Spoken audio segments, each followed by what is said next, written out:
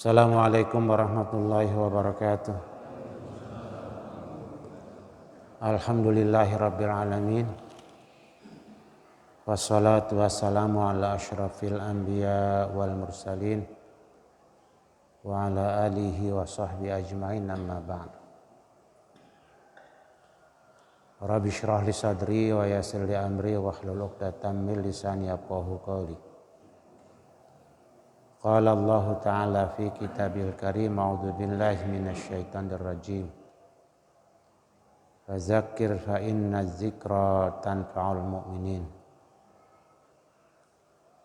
Wa qala Rasulullah sallallahu alaihi wasallam, khairukum man ta'allamal Qur'ana wa 'allamahu. Atau kama qala Rasulullah sallallahu alaihi wasallam. Shadaqallahul azim. Wa sadaqa rasuluhun nabiyul karim wa nahnu ala dzalika minasy syahidin wasyakirin walhamdulillahi rabbil alamin.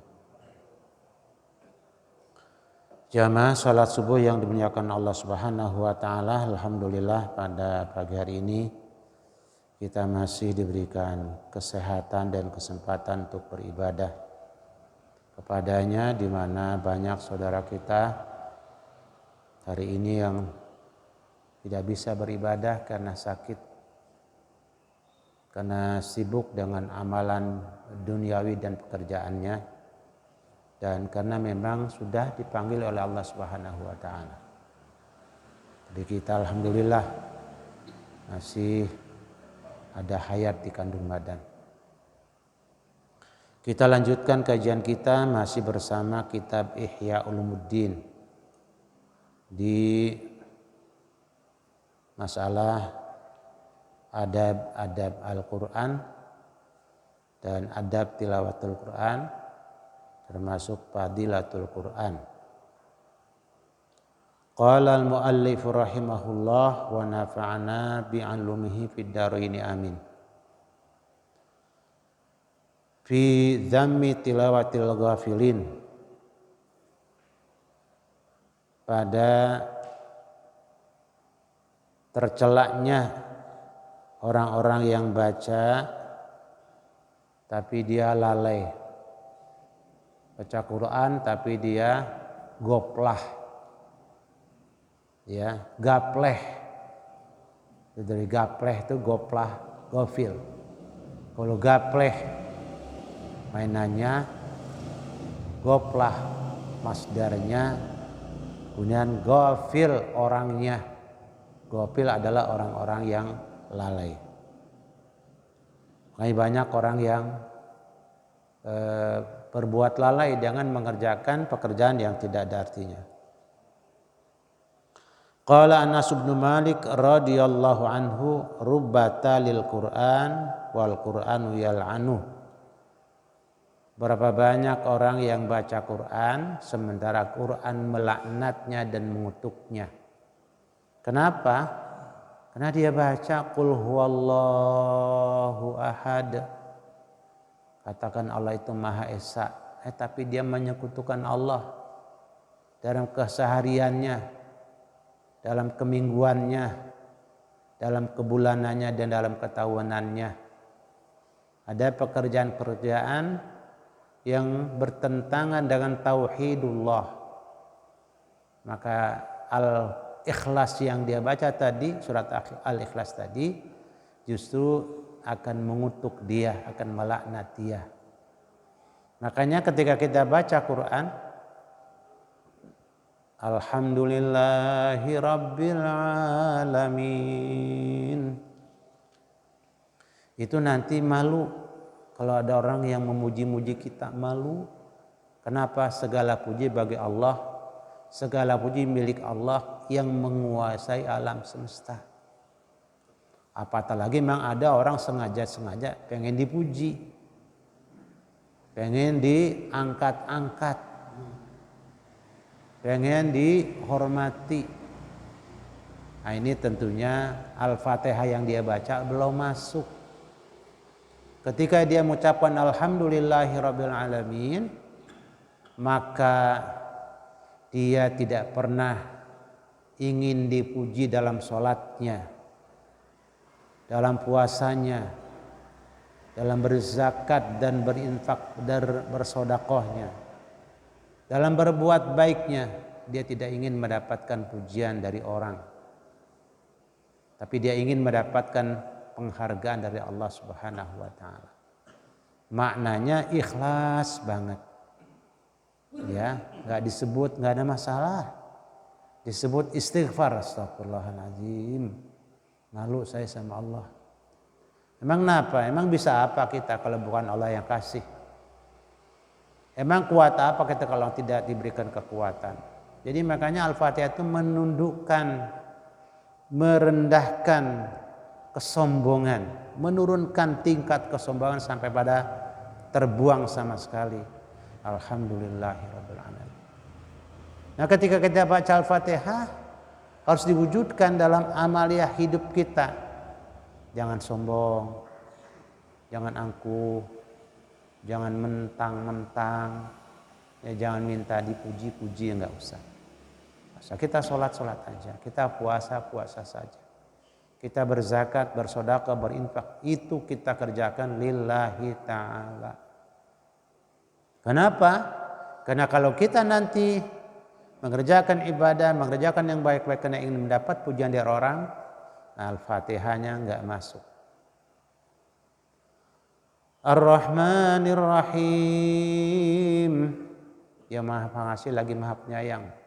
Kita ngasih berapa? Malu. Allah Maha Pengasih, Allah kasih kita dari sejak kita berada dalam kandungan ibu kita. Kasih hidup, kasih gerak, kasih makan dan minum oleh Allah. Dan tidak dikasih kamar kecil, enak banget di dalam rahim. Keluar ke dunia ribet. Insya Allah godaan syaitan terus sampai kita mau lahir, dia udah siap-siap menggoda kita. Nah, diusir oleh bapaknya si bayi dengan kalimat azan. Usir tuh syaitan. Usir di pojok-pojokan rumah dengan azan. Ya, bukan masang ancak. Ar-Rahmanir Rahim, yang Maha Pengasih lagi Maha Penyayang.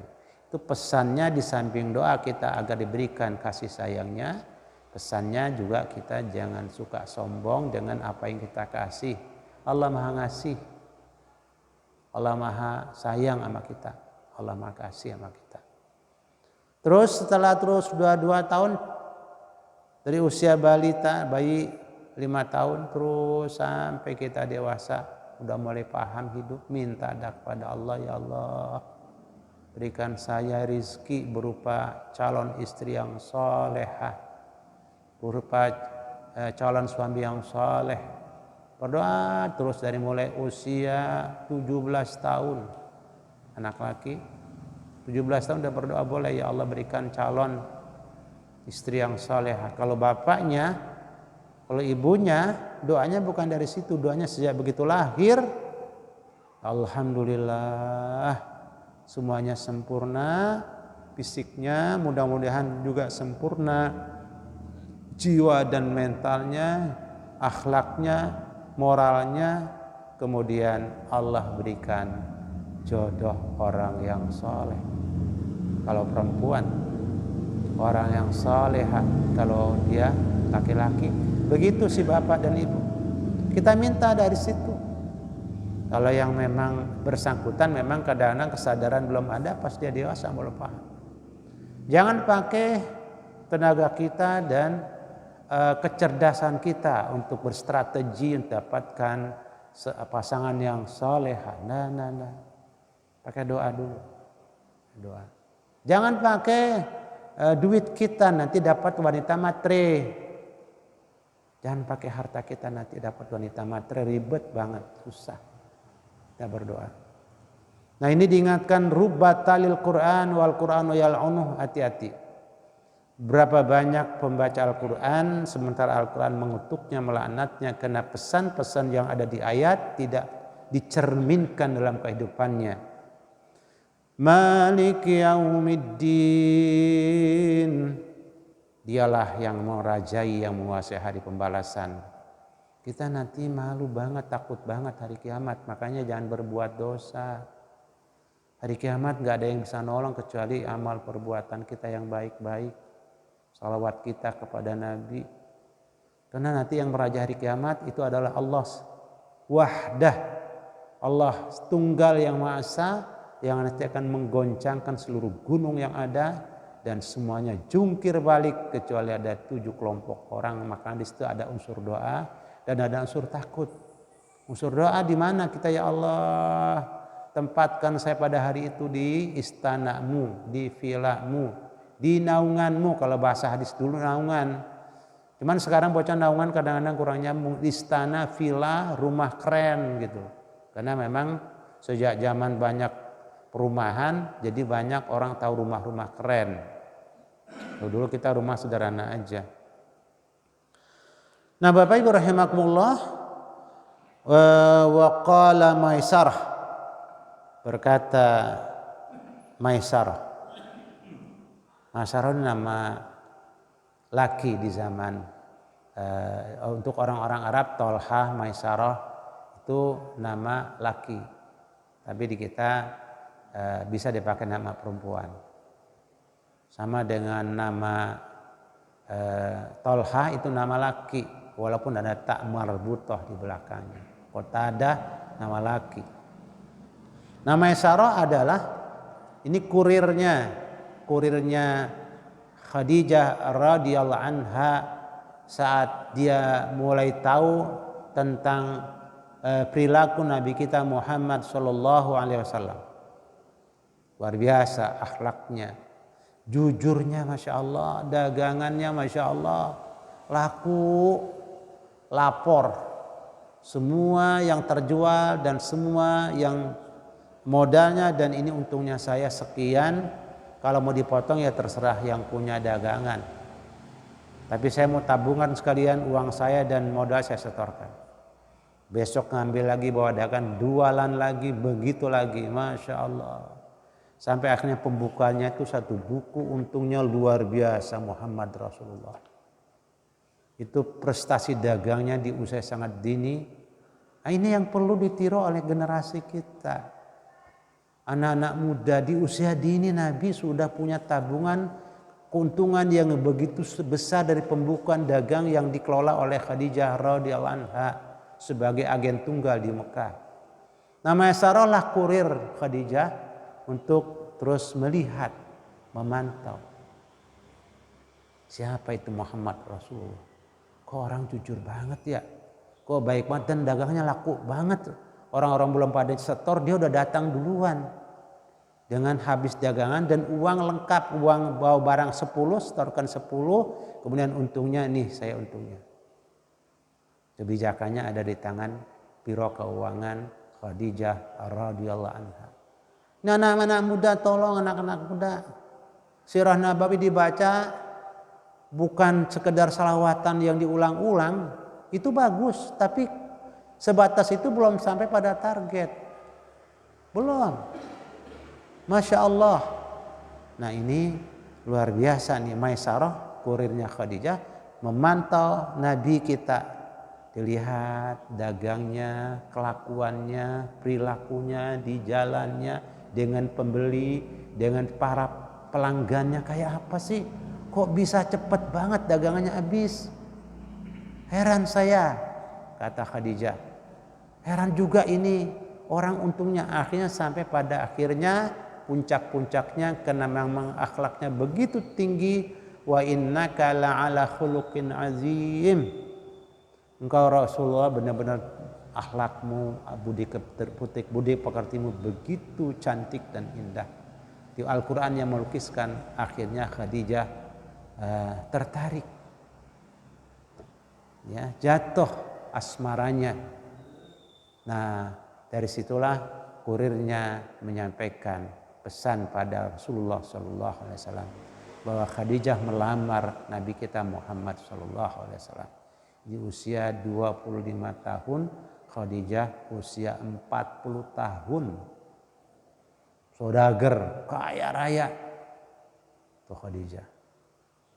Makanya nanti kalau anak laki-laki baik, jujur, amanah, rajin ibadah, itu bisa dilamar itu sama perempuan cantik, perempuan kaya, perempuan solehah. Gak usah ngejar-ngejar. Yang penting tadi beribadah dengan rajin, bekerja dengan baik, kemudian akhlak jaga, kemudian usaha rintis. Kadang-kadang bocah ini duit belum punya teriak-teriak baik kalau kata orang Betawi mah. Ya. Kerja dulu kayak Nabi kita itu. Ya, sampai Khadijah, seorang saudagar yang luar biasa, blue blood, berdarah biru. Dan beliau adalah bukan orang biasa Quraisy, dari suku Quraisy, sangat terhormat dan melamar Nabi kita Muhammad SAW lewat kurir, ya lewat kurirnya Maisarah. Anak muda dibaca ini Maisarah, ya ketika maulid jangan ngelawak mulu, ayo bongkar sirah nabawiyah, bongkar sahabat-sahabat Nabi, bongkar orang dekat Nabi, bongkar perjalanan dagangnya Nabi, sehingga Anda nanti di usia dini sudah punya outlet, 10 outlet di 10 kota. Waduh, bukan main. Luar biasa. Itu namanya nyunnah, itu namanya ikut Nabi, itu namanya mencontoh Nabi. Ya.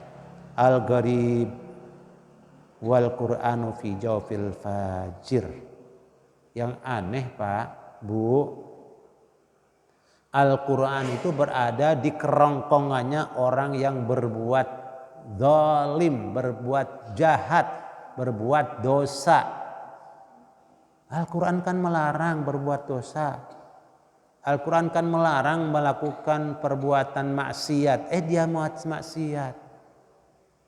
Makanya aneh bener tuh orang bisa baca Quran, kemudian tahu Al-Quran, berbuat dosa. Mencuri, naudzubillah, bermaksiat, naudzubillah, menyakiti, naudzubillah.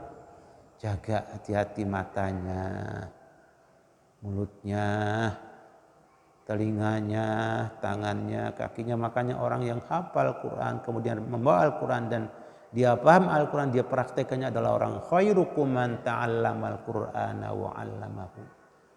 Sebaik-baik Anda, sebaik-baik kita adalah orang yang belajar Quran, orang yang memahami Al-Quran, orang yang mengamalkan pesan Al-Quran dan mau mengajarkannya kepada yang lain. Pada saat kita paham, kemudian kita amalkan dan praktekkan saja, sudah menjadi contoh dan itu pelajaran yang lebih dari sekedar teriak-teriak. Enggak. Kelihatan orang yang Qur'ani, yang main Quran minded. Kelihatan orang yang berjiwa Quran, yang mentalnya Quran, yang akhlaknya Quran. Dari Fatihah saja sudah kelihatan ya. Makanya jangan terus kaget kalau ada orang ya baca Fatihah, baca nyelamatin rumah, tapi kadang-kadang dia lupa dengan pesan Al-Qur'annya. Ya ini memang aneh. Na'udzubillah. Kita sudah sholat alhamdulillah. Dan kita baca surat Al-Fatihah. Apalagi tadi kita baca ayat-ayat yang menyentuh. Wa min ayatihi manamukum bil-laili wan-nahari wabtighaukum min fadlih. Sebagian daripada ayat-ayat Allah. Kita bisa tidur di malam hari. Dan kita bisa menjemput rizki Allah. Dikasih rizki oleh Allah. Luar biasa. Itu tanda-tanda kebesaran Allah dan Allah berikan pada kita. Kita bisa tidur, orang tidak bisa tidur luar biasa sakitnya. Sakit dan menderita. Tersiksa. Kita bisa tidur. Bisa tidur, nikmat Allah berikan, bisa tidur. Makanya malu sama Allah. Malu. Jangan suka berbuat dosa dipanggil sama Allah. Segera sapa, segera respon, segera iya. wabtigha'a min fadli inna fi dzalika laayatil liqaumin yasma'un. Itu adalah benar-benar menjadi tanda kebesaran Allah bagi yang sadar mendengar. Subhanallah wa qala Abu Sulaiman Ad-Darani, berkata Abu Sulaiman dan Ad-Darani, Imam Abu Sulaiman Ad-Darani, salah satu ulama, salah satu salafus saleh, az-zabaniyatu asra ila hamalatil qur'anil ladzi ya'suna Allah azza wa jalla minhum ila ubadatil awsan hina asallaha subhanahu wa ta'ala ba'dal qur'an. Abu Sulaiman Ad-Darani salah satu generasi salafus saleh. Dia bilang apa? Malaikat Zabaniyah lebih cepat menyiksa dan mendatangi orang-orang yang baca Quran sementara dia berbuat maksiat, berbuat dosa, ketimbang para penyembah berhala. Jelas orang penyembah berhala nggak tahu alhamdulillahirabbil alamin, ar-rahmanir rahim, maliki yaumiddin, nggak tahu dia. Iyyaka na'budu wa iyyaka nasta'in, nggak tahu. Ihdinas siratal mustaqim, nggak baca. Pokoknya dia baca. Wa min ayatihi yurikumul barqa khaufan wa tama'a. Sebagian dari tanda-tanda kebesaran Allah, Allah tampakkan kilat dan petir, di mana kita rasa takut dengan petir yang menggelegar, kilat yang menyambar begitu terang akan membakar. Tetapi juga kita ada harapan dari petir, dari kilat yang begitu terang. Apa fungsinya? Salah satu guru besar di Universitas Andalas Medan menjelaskan fungsi petir dan fungsi kilat adalah untuk membasmi kuman dan bakteri, membasmi virus yang ada di atas permukaan bumi. Virus-virus jahat langsung dibantai oleh petir, dibantai oleh kilat. Makanya ketika itu muncul kita bilang apa? Subhanallah. Allah ma'afini ana wa ahli wa auladi wa banati. Masya Allah, petir menggelegar. Masya Allah, kilat menyambar. Itu ayat Allah. Itu Al-Quran. Hati-hati kalau kita sudah sholat, jangan banyak buat dosa lagi. Kalau kita sudah sholat, jangan berbuat maksiat lagi. Kalau sholat kita ini sudah kita kerjakan, jangan dicampuri dengan yang itu kan sholat adalah pekerjaan yang luar biasa. Itu adalah madu. Madu dia. Jangan dicampur dengan racun. Madu 1 dram dengan racun yang sedikit tidak kemakan nantinya. Ya Allah, hati-hati. Hati-hati jangan sampai udah sholat kita punya madu adalah mahal sekali. Mahal sekali. Kalau madu asli 1 kilo itu bisa jadi 10.000 real. 1 kilo 10.000 real. Yang original dan asli diambil dari gunung-gunung yang ada di sekitar Jazirah Arab. Di Yaman. Makanya terkenal madu Yaman yang asli itu Masya Allah. Ada salah satu orang Indonesia itu kena sakit gula.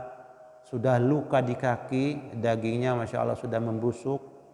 Kemudian dibawa ke rumah sakit, salah satu dokter ahlinya itu dari Amerika, aslinya orang Bangladesh. Dibawa ke rumah sakit. Kata beliau, coba ambil madu, belikan madu yang asli dari Yaman, jangan ada campuran sedikit pun.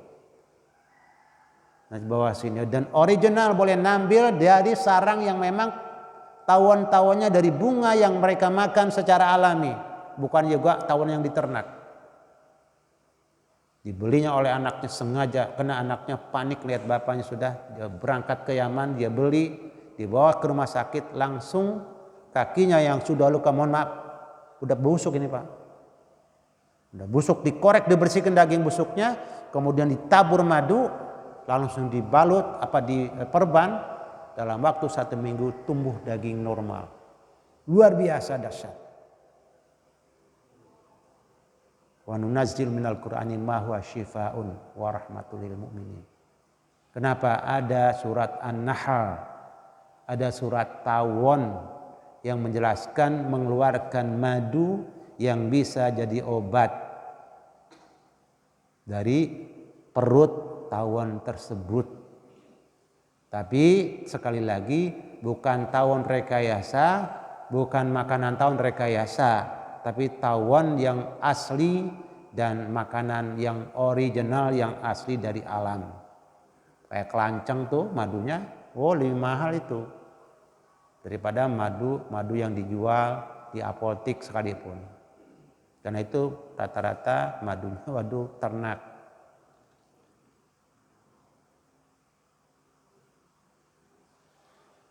Allahu Akbar. Wa qala ba'dul ulama, berkatalah sebagian para ulama, idza qara'a ibnu Adam al-Qur'ana, apabila anak Adam membaca Quran, summa khalata, kemudian dia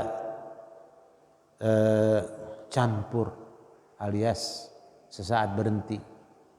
Summa ada, kemudian kembali lagi baca Quran. Faqara'a qila lahu malakun qila lahu malikun wali kalami. Terus ada yang bicara sama dia, Malik Yaumiddin tentunya, wali kalami.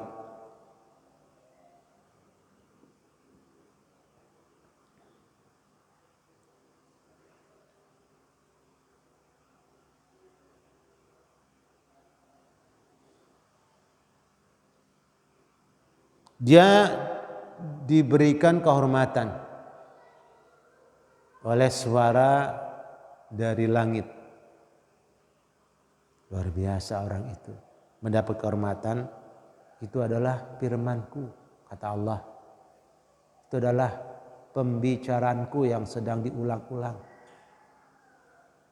Yang punya langit dan bumi, yang punya surga dan neraka. Masya Allah, tentunya diulang-ulang itu Allah dengar dan Allah berikan penghormatan dan penghargaan yang luar biasa. Qala Ibnu Rimah, nadimtu ala istizhari al-Qur'an li'annahu balagani anna ashabal Qur'an yus'aluna amma yas'alu anhu al-anbiya'u yaumal qiyamah. Ibnu Rimah, aku menyesal, dia bilang, atas ketidakmampuanku membaca Quran yang bagus. Li'annahu balagani anna ashabal Quran yus'alun, karena sampai kepadaku berita bahwa orang-orang yang ahli Quran itu akan ditanya amma yus'alu anhul anbiya, seperti apa yang ditanyakan kepada para nabi yaumal qiyamati, pada hari kiamat. Enak banget ya Allah, para nabi belakangan masuk surganya setelah umatnya udah pada beres, tetapi pertanyaannya dan tempat spesial sudah disiapkan. Makanya dia menyesal, kenapa saya nggak lebih maksimal lagi, nggak lebih lagi untuk menambah, nggak lebih lagi untuk membaca di bulan Ramadan. Kenapa saya masih terlena untuk tidak menamatkan Al-Quran? Kenapa saya? Itu nanti menyesal di sana. Kalau di sini makin cuek-cuek aja. Wa qala Ibnu Mas'udin, berkata Abdullah bin Mas'ud, ini sahabat Nabi yang suaranya bagus banget. Nabi setiap bulan Ramadan minta tolong Ibnu Mas'ud baca Quran di samping saya. Suara kamu Masya Allah lembut. Kamu diberikan suaranya Nabi Daud. Ya, min mazamiri Daud. Kata Abdullah bin Mas'ud, yang bagi sebaiknya lihamilil Quran, bagi orang yang sudah bisa baca Quran, yang sudah sholat karena baca Fatihah, baca surat, ayya'rifa bilailihi, harus paham dengan malamnya. Idzan nasu yanamuna, saat orang-orang pada tidur, jangan tidur seperti mereka yang tidak bisa baca Quran. malam-malam. Tidurlah Anda segera, nanti bangunlah. Makanya jangan larut malam tidurnya. Tidurnya paling lambat 10:30. Paling lambat. Makanya saya waktu itu baru ini paham. Setelah medis membongkar waktu dari mulai maghrib sampai jam 11. Maghrib, isya, terus setelah isya itu dibongkar.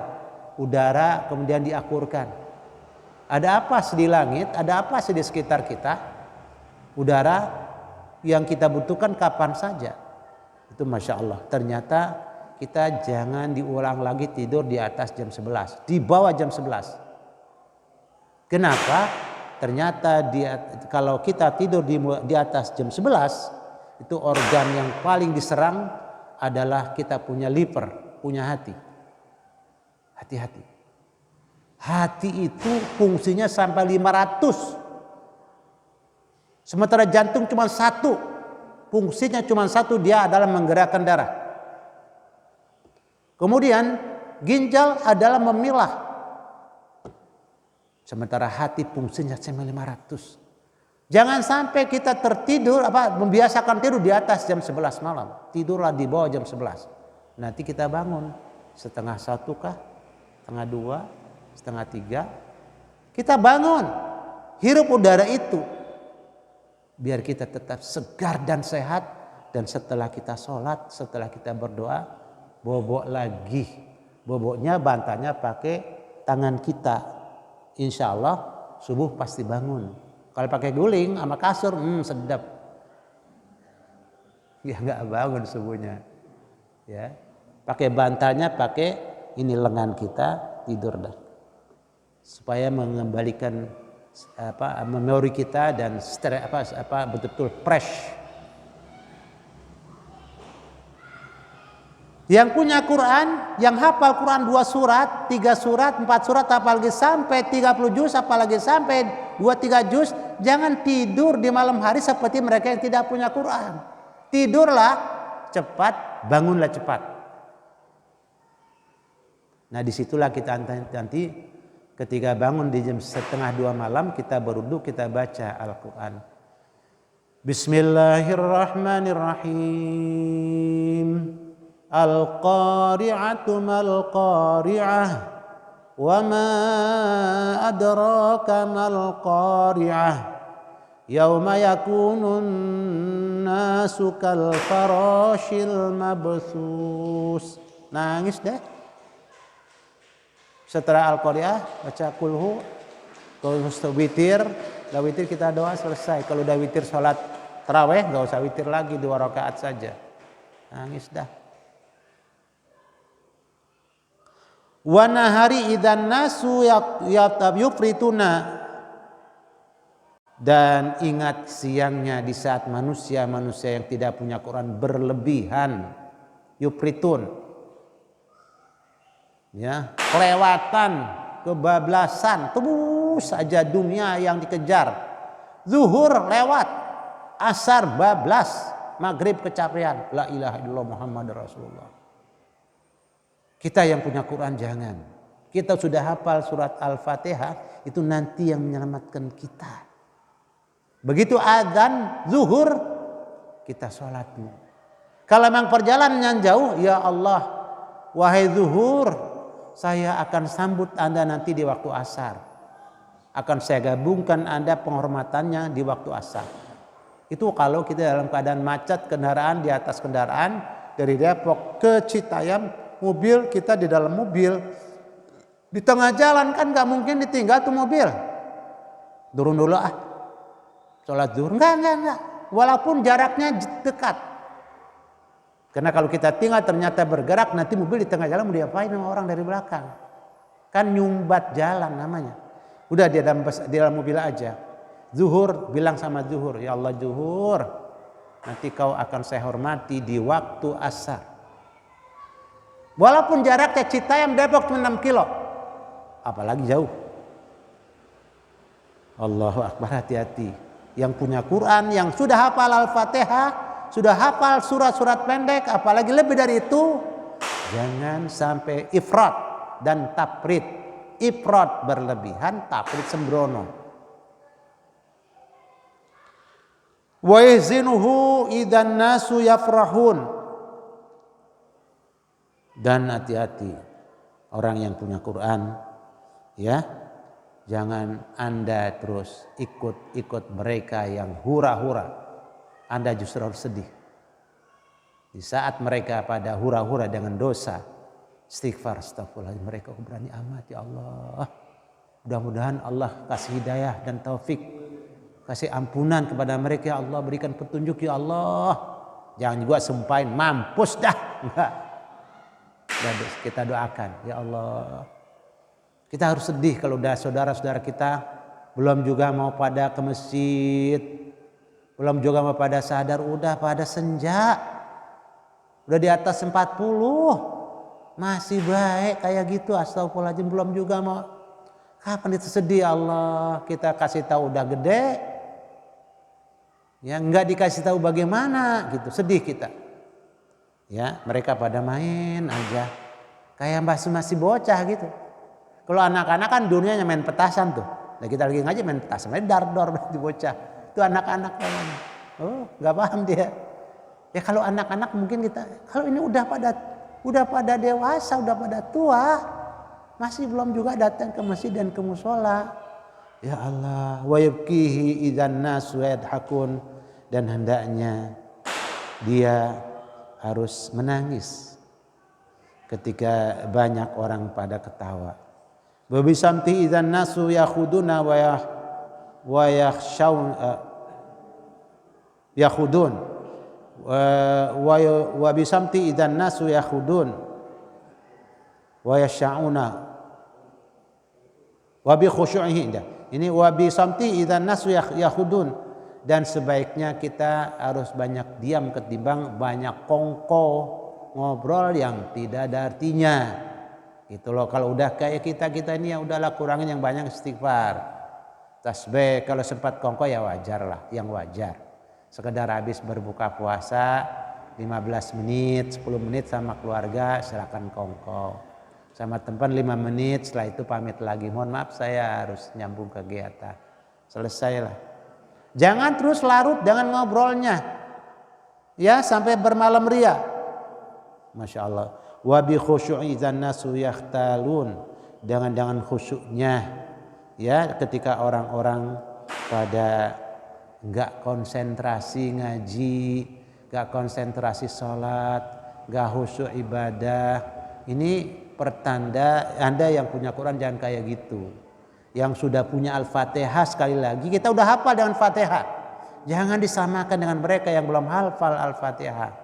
Ayo kita robah. Kurangi kongkonya, kurangi ngobrol yang tidak ada manfaatnya, dan jangan berlarut-larut terus di malam hari. Masya Allah, kecuali memang tugas tertentu, kan kalau ronda gak tiap malam, biasanya bergantian, ada shift gitu ya.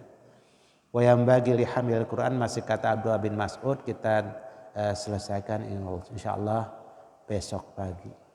Sudah jam 5:30 lewat, ini udah kelewat 10 menit nih. Ya, mohon maaf.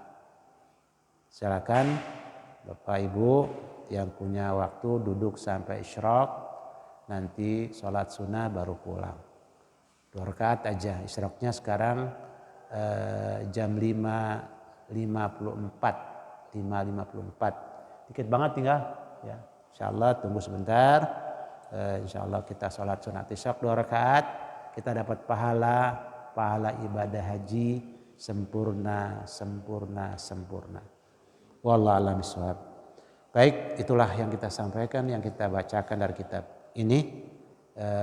Akhirnya kita tutup dengan ucapan hamdalah, alhamdulillahirabbil alamin, subhanakallahumma wa bihamdika asyhadu an la ilaha illa anta astaghfiruka wa atubu ilaik. Wassalamualaikum warahmatullahi wabarakatuh.